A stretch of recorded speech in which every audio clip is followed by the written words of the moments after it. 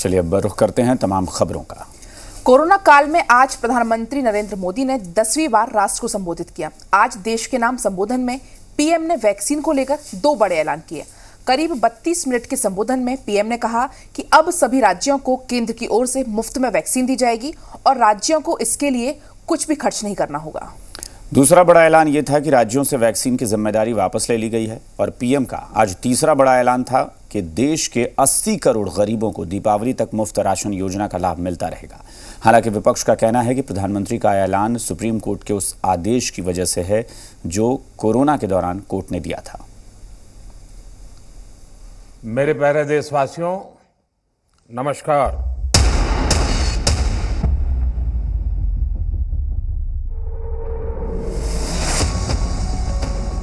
Corona काल में 10वीं बार देश को संबोधित करने आए प्रधानमंत्री का आज सबसे बड़ा ऐलान यह था कि योग दिवस यानी 21 जून से देश में 18 साल से अधिक उम्र के सभी लोगों को मुफ्त में वैक्सीन मिलेगी। यानी अब सरकारी अस्पतालों और वैक्सीनेशन सेंटर्स में वैक्सीन लगवाने के लिए किसी को एक भी पैसा खर्च नहीं करना होगा। 21 जून सोमवार से देश के हर राज्य में 18 वर्ष से ऊपर की उम्र के सभी नागरिकों के लिए भारत सरकार राज्यों को मुफ्त वैक्सीन मुहैया कराएगी। वैक्सीन निर्माताओं से कुल वैक्सीन उत्पादन का 75% हिस्सा भारत सरकार खुद ही खरीदकर राज्य सरकारों को मुफ्त देगी। यानी देश की किसी भी राज्य सरकार को वैक्सीन पर कुछ भी खर्च नहीं करना होगा। प्रधानमंत्री ने राष्ट्र के नाम संबोधन में बताया कि देश में बन रही वैक्सीन में 25% वैक्सीन प्राइवेट सेक्टर के अस्पताल सीधे ले पाएंगे। ये व्यवस्था जारी रहेगी, लेकिन प्राइवेट अस्पताल वैक्सीन की एक डोज की निर्धारित कीमत से अधिकतम 150 रुपए ही सर्विस चार्ज ले पाएंगे। देश में बन रही वैक्सीन में से 25% प्राइवेट सेक्टर के अस्पताल सीधे ले पाए, ये व्यवस्था जारी रहेगी। प्राइवेट अस्पताल वैक्सीन की निर्धारित कीमत के उपरांत एक डोज पर अधिकतम 150 रुपये ही सर्विस चार्ज ले सकेंगे। इसकी निगरानी करने का काम राज्य सरकारों के पास ही रहेगा। प्रधानमंत्री नरेंद्र मोदी ने बच्चों की वैक्सीन को लेकर भी जानकारी दी। प्रधानमंत्री ने बताया कि बच्चों के लिए कोरोना की नेजल स्प्रे का परीक्षण चल रहा है और जल्द ही बच्चों के लिए वैक्सीन उपलब्ध होगी। इधर हाल के दिनों में कुछ एक्सपर्ट्स द्वारा हमारे बच्चों को लेकर भी चिंता जताई गई है। इस दिशा में भी 2 वैक्सीन का ट्रायल तेजी से चल रहा है। इसके अलावा अभी देश में एक नेजल वैक्सीन पर भी रिसर्च जारी है। इसे सिरिंज से न देकर नाक में स्प्रे किया जाएगा। देश को अगर निकट भविष्य में इस वैक्सीन पर सफलता मिलती है तो इससे भारत के वैक्सीन अभियान में और ज्यादा तेजी आएगी। प्रधानमंत्री ने आज पहली बार वैक्सीन के खिलाफ भ्रम और अफवाह फैलाने वालों को सीधे संबोधित किया। पीएम ने कहा, जो लोग वैक्सीन को लेकर अफवाह और आशंकाएं फैला रहे हैं वो लोगों की जिंदगी से सबसे बड़ा खिलवाड़ कर रहे हैं।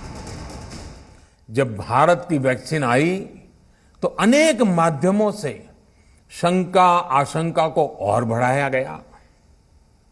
वैक्सीन न लगवाने के लिए भांति भांति के तर्क प्रचारित किए गए। इन्हें भी देश देख रहा है।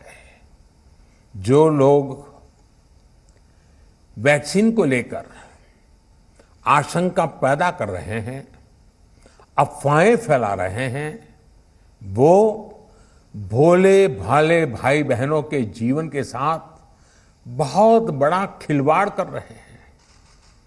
ऐसी अफवाहों से सतर्क रहने की जरूरत है। प्रधानमंत्री ने देश के नाम संबोधन में वैक्सीन में देरी के आरोपों का भी जवाब दिया। पीएम ने बताया कि पिछले साल कोरोना की शुरुआत होते ही केंद्र ने वैक्सीन टास्क फोर्स का गठन कर दिया था और वैक्सीन निर्माताओं को क्लिनिकल ट्रायल के लिए हर जरूरी मदद की गई और अब देश में जल्द वैक्सीन की आपूर्ति भी बढ़ने वाली है। जब नीयत साफ होती है, नीति स्पष्ट होती है, निरंतर परिश्रम होता है तो नतीजे भी मिलते हैं। पिछले काफी समय से देश लगातार जो प्रयास और परिश्रम कर रहा है उससे आने वाले दिनों में वैक्सीन की सप्लाई और भी ज्यादा बढ़ने वाली है। आज देश में 7 कंपनियां विभिन्न प्रकार की वैक्सीन का प्रोडक्शन कर रही है।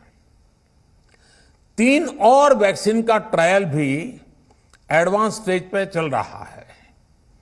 वैक्सीन की उपलब्धता बढ़ाने के लिए दूसरे देशों की कंपनियों से भी वैक्सीन खरीदने की प्रक्रिया को तेज किया गया है। प्रधानमंत्री ने देश को सावधान करते हुए ये भी कहा कि कई जगह कर्फ्यू में ढील दी जा रही है, लेकिन इसका मतलब ये नहीं कि कोरोना चला गया है। हमें सावधान रहना है और बचाव के नियमों का सख्ती से पालन करते रहना है। कोरोना जैसे अदृश्य और रूप बदलने वाले दुश्मन के खिलाफ लड़ाई में सबसे प्रभावी हथियार कोविड प्रोटोकॉल है। मास्क, 2 गज की दूरी और बाकी सारी सावधानियां उसका पालन ही है। इस लड़ाई में वैक्सीन हमारे लिए सुरक्षा कवच की तरह है। प्रधानमंत्री ने कहा कि दुनिया ने 100 सालों में पहली बार ऐसी बीमारी देखी है। इतिहास में पहले कभी भी इतनी बड़ी संख्या में मेडिकल ऑक्सीजन की जरूरत नहीं पड़ी, लेकिन इस जरूरत को युद्ध स्तर पर पूरा करने की कोशिश की गई। ब्यूरो रिपोर्ट, जी मीडिया। देशवासियों का बहुत बहुत धन्यवाद।